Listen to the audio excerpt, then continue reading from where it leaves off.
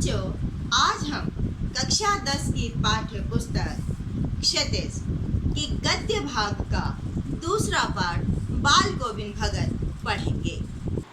इसके लेखक राम वृक्ष बेनीपुरी जी हैं। पाठ को पढ़ने से पूर्व थोड़ा सा लेखक से भी परिचित होना आवश्यक है, जिससे उनकी रचनाओं को समझना आसान हो जाए।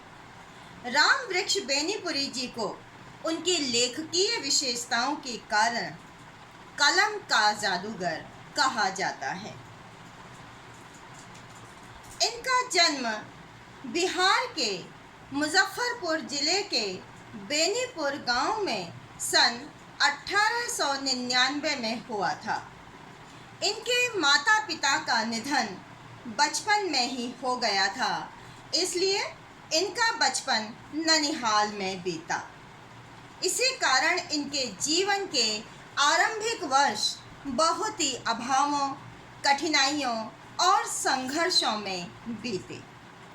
बहुत मुश्किल से इन्होंने 10वीं तक की शिक्षा प्राप्त की।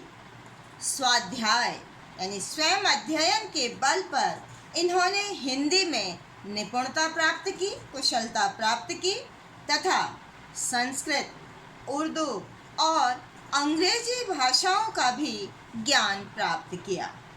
ये सन 1920 में महात्मा गांधी जी के नेतृत्व में राष्ट्रीय स्वाधीनता आंदोलन से सक्रिय रूप से जुड़ गए तथा 10 बार जेल भी गए। स्वतंत्रता प्राप्ति के पश्चात ये सन 1957 में बिहार विधानसभा के सदस्य भी बने, जब इनकी आयु केवल 15 वर्ष की थी। तभी इनकी रचनाएं पत्र पत्रिकाओं में छपने लगी थी। इसके बाद इन्होंने पत्रकारिता को ही जीवन यापन के रूप में अपना लिया, उसी से अपना जीवन चलाने का निश्चय किया। ये प्रतिभाशाली पत्रकार थे। इसका प्रमाण इन्होंने अनेक दैनिक यानी जो प्रतिदिन छपते हैं, साप्ताहिक जो पत्र पत्रिकाएं सप्ताह में एक बार छपती हैं, मासिक जो महीने में पत्रिकाएं एक बार छपती हैं, इन पत्रिकाओं का संपादन करके दिया, जिसमें प्रमुख है तरुण भारत, किसान मित्र, बालक, युवक, योगी, जनता, जनवाणी और नई धारा। अगर हम इनकी साहित्यिक कृतियों की बात करें तो राम वृक्ष बेनीपुरी जी की अनेक साहित्यिक रचनाएं हैं, जिनमें से कुछ यहाँ पर दी गई हैं। कहानी संग्रह चिता के फूल, उपन्यास पतितों के देश में, रेखा चित्र माटी की मूर्तें, यात्रा वृतांत पैरों में पंख बांधकर, संस्मरण, जंजीरें और दीवारें, नाटक अम्बपाली। साहित्यिक विशेषताओं में देखा जाए तो इनके साहित्य में स्वाधीनता की चेतना है कि स्वतंत्रता हमें प्राप्त होनी चाहिए, क्योंकि ये किस समय के कवि लेखक हुए हैं, जब हमारा देश परतंत्र था, पराधीन था। दूसरी विशेषता है मनुष्यता की चिंता। मनुष्यता बनी रहनी चाहिए, वो बची रहनी चाहिए, और इतिहास की युग के अनुरूप व्याख्या, यानी इतिहास जैसा है उस युग के अनुसार ही उसकी व्याख्या उन्होंने की है। अपने समय में होने वाली सभी प्रकार की घटनाओं के प्रति ये जागरूक थे, इसीलिए उन्होंने अपनी लेखनी हर विषय पर चलाई है। भाषा शैली की बात करें, जो उनका लिखने का स्टाइल था, उसमें किसी वस्तु अथवा घटना का वर्णन करने के लिए वे वर्णनात्मक शैली का प्रयोग करते हैं, यानी वर्णन करके किसी चीज़ का। इससे भाषा में क्या होता है, सजीवता आ जाती है, रोचकता आ जाती है, लालित्य आ जाता है। और कहीं कहीं विषय के अनुसार इनकी भाषाओं में, रचनाओं में भावात्मक शैली का भी प्रयोग है, जिसमें भाव दिखाई देते हैं, उनका प्रबल वेग दिखाई देता है, हृदय को छू जाने वाला सौंदर्य, अलंकारिक सौंदर्य प्रकट होता है। अब हम बात करते हैं कक्षा 10 के पाठ्यक्रम में शामिल पाठ बाल गोविंद भगत की। बाल गोविंद भगत, इसमें बेनीपुरी जी ने एक ऐसे विलक्षण चरित्र का उद्घाटन किया है जो मनुष्यता, लोक संस्कृति और सामूहिक चेतना का प्रतीक है। लेखक का मानना है कि वेशभूषा कैसी है, बाहरी दिखावा कैसा करता है, अनुष्ठान कैसा करता है, इससे कोई व्यक्ति सन्यासी नहीं बन जाता। सन्यास का आधार तो जीवन में मानवीय रूपों को अपनाना है। और बाल गोविंद भगत में ये सब चीज़ें लेखक को दिखाई देती हैं, इसीलिए लेखक इसी आधार पर बाल गोविंद भगत को सन्यासी कहते हैं। साथ ही बाल गोविंद भगत के माध्यम से उन्होंने सामाजिक रूढ़ियों पर तो प्रहार किया ही है, जो हमारे समाज को खोखला करती हैं, हमारे समाज को कमज़ोर बनाती हैं सामाजिक रूढ़ियाँ। इसके साथ ही उन्होंने ग्रामीण जीवन की सजीव झांकी भी प्रस्तुत की है। ग्रामीण जीवन आंखों के आगे साकार हो जाता है। किसी भी व्यक्ति के व्यक्तित्व यानी पर्सनैलिटी, इसकी पहचान हम दो आधारों पर करते हैं। एक बाहरी व्यक्तित्व यानी बाह्य व्यक्तित्व। तो भगत के बाह्य व्यक्तित्व की यदि हम बात करें तो कोई व्यक्ति बाहर से कैसा दिखाई देता है, और दूसरा है आंतरिक व्यक्तित्व यानी कोई अंदर से कैसा है, दूसरों के साथ कैसा व्यवहार करता है। इस आधार पर हम बाल गोविंद भगत के बाहरी व्यक्तित्व की बात करते हैं। बाल गोविंद भगत मझोले कद के थे, यानी मीडियम हाइट के गोरे चिट्टे से आदमी थे। उम्र उनकी 60 वर्ष से ऊपर ही होगी। बाल उनके सफ़ेद हो गए थे। वे लंबी दाढ़ी या साधु सन्यासी जैसी जटाजूट रखते हैं, लंबी लंबी दाढ़ी रखते हैं, ऐसी दाढ़ी तो नहीं रखते थे। लेकिन उनका चेहरा हमेशा सफ़ेद बालों से ही जगमग किए रहता, यानी उनके चेहरे पर छोटी सफ़ेद दाढ़ी हमेशा रहती थी। और यदि हम उनकी वेशभूषा की बात करें तो वे कपड़े बहुत कम पहनते थे। जैसे साधु लंगोटी बांधे रखते हैं, उसी प्रकार वे भी कमर में केवल एक लंगोटी सी बांधे रखते और सिर में कबीर पंथियों जैसी कनफटी टोपी लगाए रखते थे।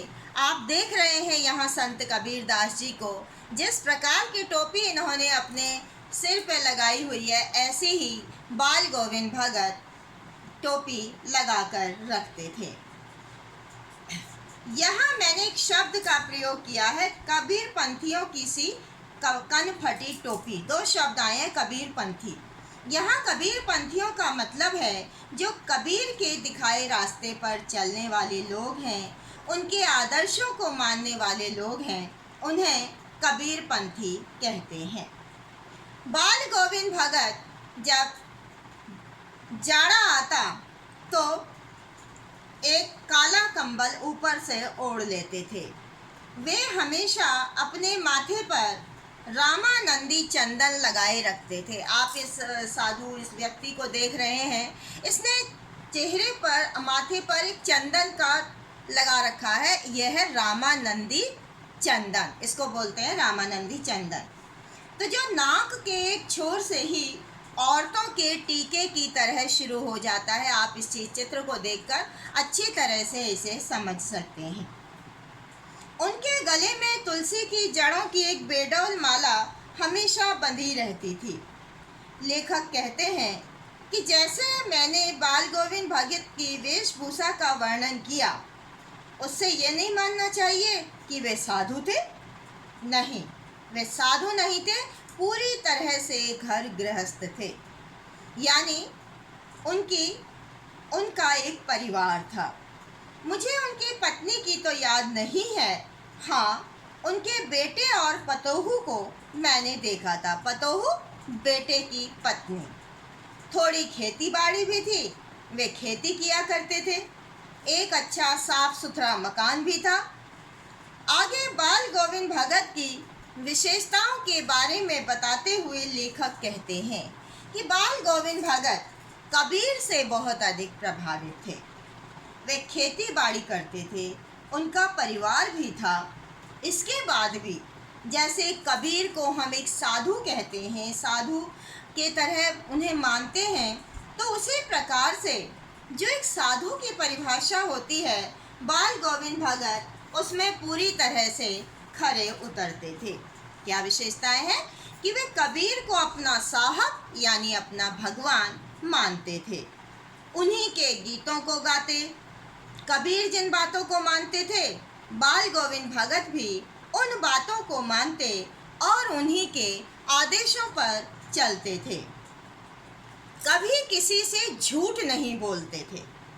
सबसे सच्चा व्यवहार, जो कहना है बिल्कुल सच्चा, बिना घुमाए फिराए, बिना लाग लपट के किसी से कोई भी बात कहने में कोई संकोच नहीं करते थे और न ही कभी किसी से बिना बात झगड़ा मोल लेते थे।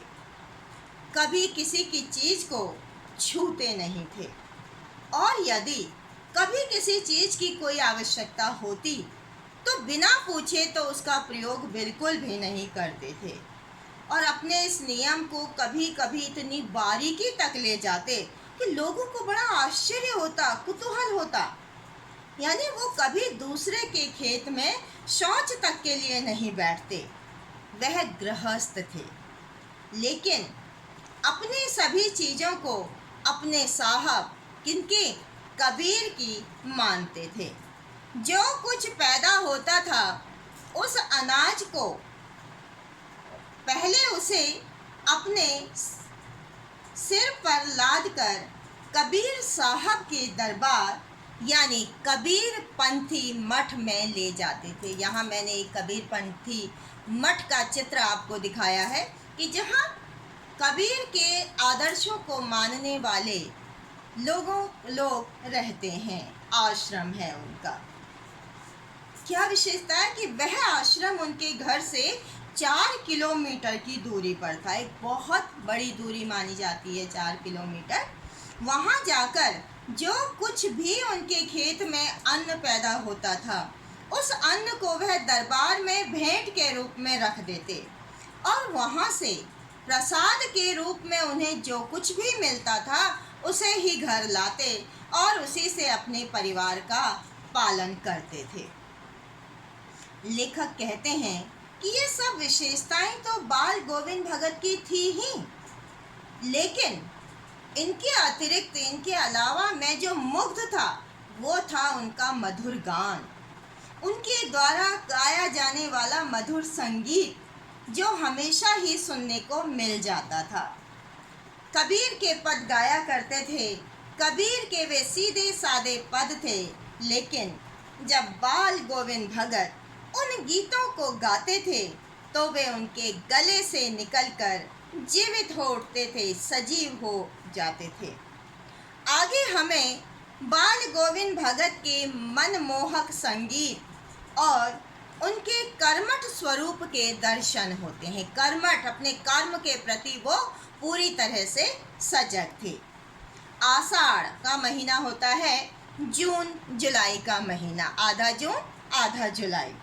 इस महीने में रिमझिम बारिश शुरू हो जाती है। अब तो थोड़ा सा मौसम में बदलाव होने के कारण बारिश भी लेट होने लगी है, लेकिन जून के महीने में बारिश शुरू हो जाती है। तो वर्णन करते हुए कहते हैं कि रिमझिम बारिश हो रही है, आषाढ़ का महीना है। बच्चों, आप सभी जानते हैं कि आषाढ़ का महीना आते ही बारिश शुरू हो जाती है। धरती को पानी मिलने से चारों ओर हरियाली छा जाती है, फसलों को नया जीवन मिल जाता है। यह समय धान की रोपाई का होता है। धान जिससे चावल निकलते हैं। खेतों में पानी भर जाने से किसान धानों की रोपाई करने लगते हैं। गर्मी का स्थान ठंडी हवाएं ले लेती हैं, जिससे हर व्यक्ति प्रसन्न हो जाता है। इसके साथ ही आषाढ़ के महीने का सांस्कृतिक महत्व भी है। वर्षा आरंभ होने और मौसम अच्छा हो जाने के कारण चारों ओर हरियाली और खुशहाली दिखाई देने लगती है। सारा वातावरण उल्लास से भर जाता है। इसी बीच त्योहार भी शुरू हो जाते हैं। यहीं से त्योहार शुरू हो जाते हैं, जिससे चारों ओर खुशी ही खुशी दिखाई देने लगती है। इसलिए जब रिमझिम बारिश होने लगी तो बारिश होती देखकर पूरा गांव धान की रोपाई करने के लिए खेतों में उतर पड़ा है। रोपाई करना किसे कहते हैं? धान का एक एक पौधा पानी भरे खेतों में लगाया जाता है तो उसे रोपाई करना कहते हैं। पहले क्या करते हैं, धान को खेतों में बो देते हैं। जब बारिश होती है, खेतों में रोपाई करने की आवश्यकता होती है तो उन धानों को उखाड़ लिया जाता है। जब लगभग वो एक हाथ के लगभग बड़े हो जाते हैं, उनको अलग अलग कर लिया जाता है और उसके बाद खेतों में पानी भरकर धान के पौधे लगाए जाते हैं। इसे रोपाई करना कहते हैं। तो किसी खेत में रोपाई करने के लिए हल चल रहे हैं, तो किसी खेत में धान की रोपनी हो रही है। यहाँ देख रहे हैं आदमी औरत सब लगे हुए हैं धान की रोपाई करने में। धान के पानी भरे खेतों में बच्चे उछल रहे हैं। औरतें खाना लेकर मेड़ पर बैठी हैं। आसमान बादलों से घिरा हुआ है। धूप का नामो निशान तक नहीं है। ठंडी पुरवाई चल रही है। पुरवाई, पूरब दिशा से जो हवा चलती है उसे पुरवाई कहते हैं।